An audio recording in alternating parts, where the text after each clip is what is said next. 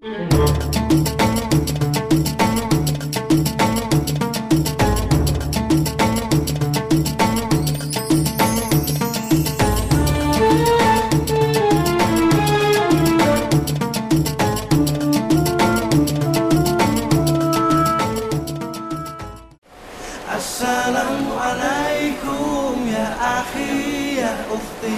Assalamualaikum ya akhi ya ukhti.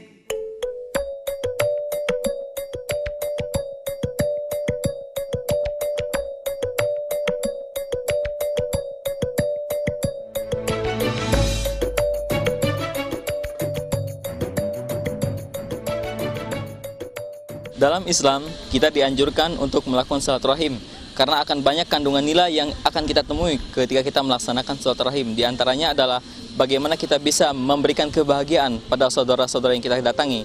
Dalam program wisata dakwah kali ini, ada sebuah program yang akan kita lakukan, yakni program kunjungan ke sebuah wilayah di Barat Sumatera, yaitu Pulau Mentawai.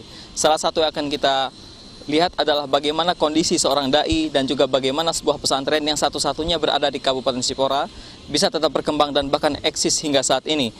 Sebuah kisah yang jauh dari mata kita, bahkan jauh dari telinga kita, tapi kemudian mampu memberikan sebuah motivasi bagi kita yang mampu melihat dan mengambil hikmah di dalamnya. Baik, untuk lebih lengkapnya kita akan langsung menyaksikan bagaimana aktivitas dakwah di wilayah Mentawai.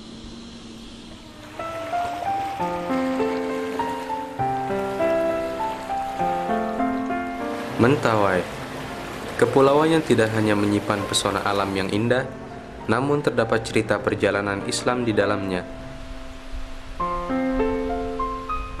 Mentawai adalah nama sebuah kepulauan yang terletak di 150 km dari Samudra Hindia, yang terdiri dari 4 pulau-pulau besar, yaitu Pulau Siberut, Sipora, Pagai Utara, dan Pagai Selatan.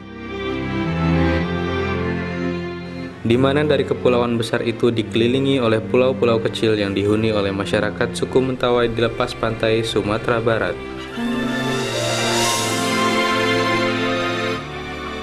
Awal masuknya Islam di kepulauan ini melalui perairan sekitar tahun 1930. Dengan banyaknya pedagang muslim yang hadir, maka hampir semua gadis Mentawai dipinang oleh cendekiawan muslim, sehingga penyebaran Islam dapat mudah disiarkan ke pelosok desa.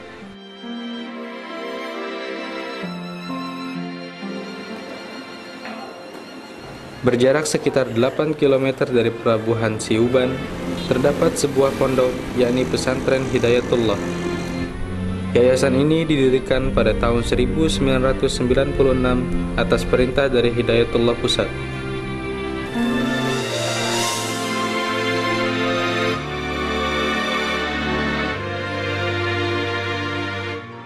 Pesantren ini dipimpin oleh Ustadz Mustaqim Dalang. Ia hadir pada tahun 1997 di Mentawai.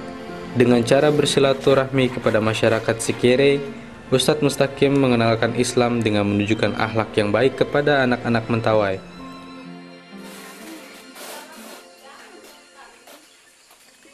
Saya ke Mentawai ini adalah ditugaskan oleh Hidayatullah Pusat Balikpapan untuk pengembangan dakwah di Sumatera.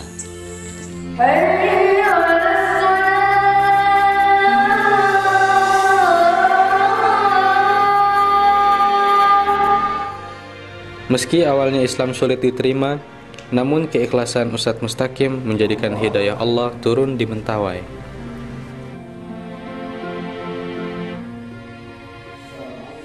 Memang sebelumnya sudah banyak dai yang pernah bertugas di Mentawai, khususnya di wilayah Tua Pejat dan daerah transmigrasi ini.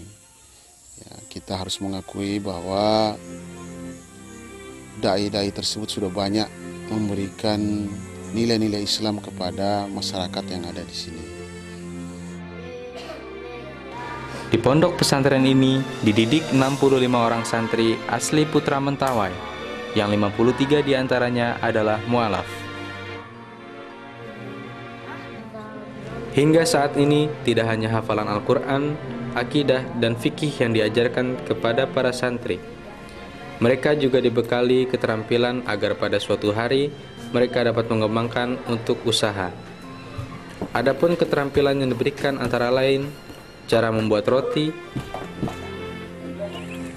berternak,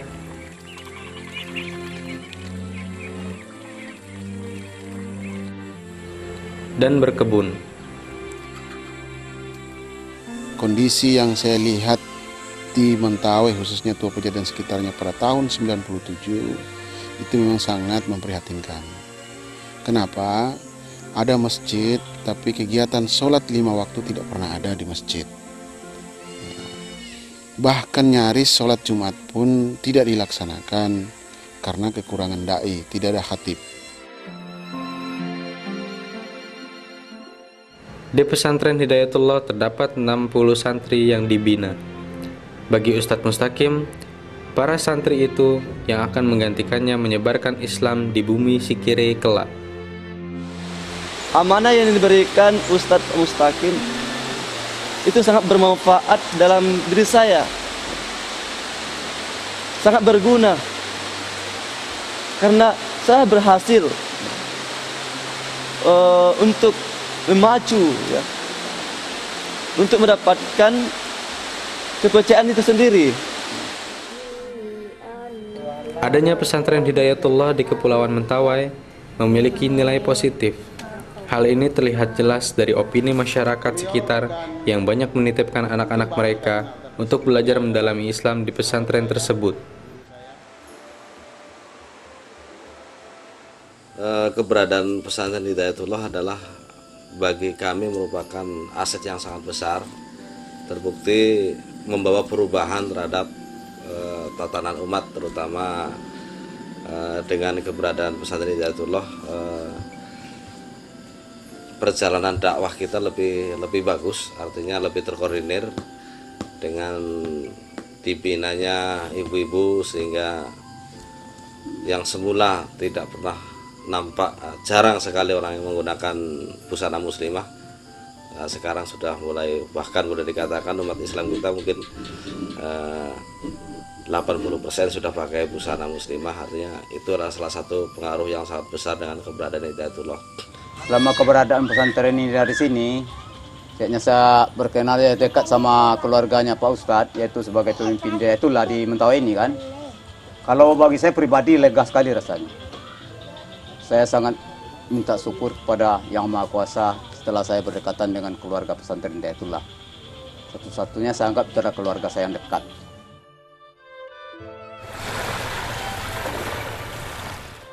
Salah satu wujud nyata Baitul Mal Hidayatullah sebagai lembaga amil zakat nasional yaitu memberikan bantuan sebuah speedboat kepada salah satu dai di Kepulauan Mentawai.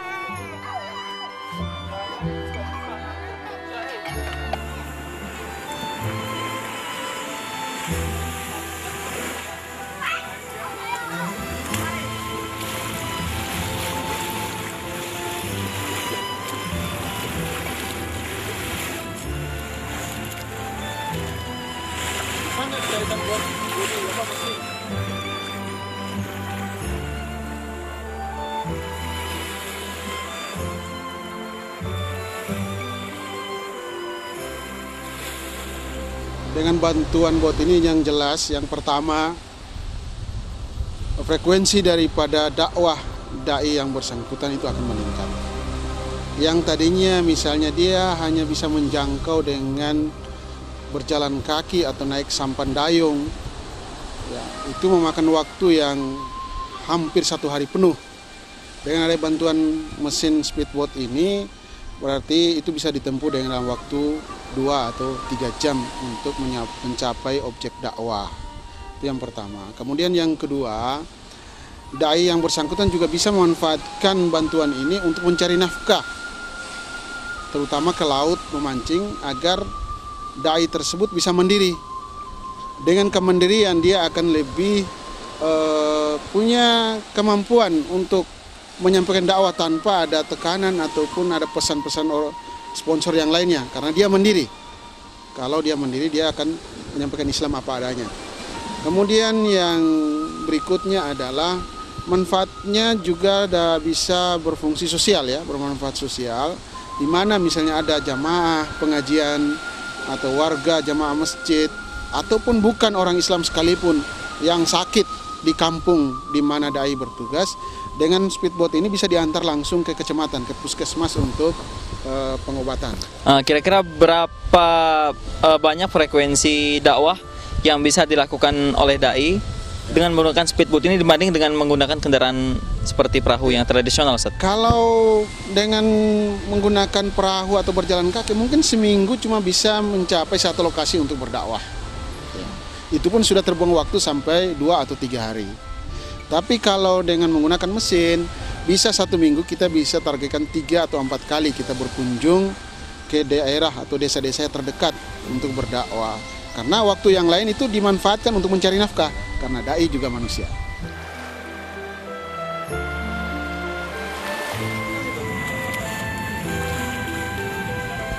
Makasih atas bantuan speedboatnya dari BMH Baitul Mal Hidayatullah. Mudah-mudahan kegiatan dakwah kita yang selama ini berjalan, sehingga dengan adanya speedboat ini ya kegiatan kita semakin serius. Apalagi kita lihat kondisi di Pulau Mentawai ini betul-betul banyak sekali orang yang membutuhkan tentang ilmu agama ini, sehingga sekali lagi saya ucapkan terima kasih kepada BMH atas bantuan speedboatnya. Mudah-mudahan semua ini Allah Subhanahu wa taala memberikan ridhonya kepada kita, baik kepada saya sendiri maupun kepada Bapak yang dari BMH tentunya. Amin ya rabbal alamin. Semoga program ini Islam dapat berkembang pesat di Indonesia melalui tangan-tangan dai yang berusaha gigih membina umat. Dengan keterbatasan mereka dapat berbuat kepada sesama. Mari eratkan kebersamaan, sukseskan syiar Islam.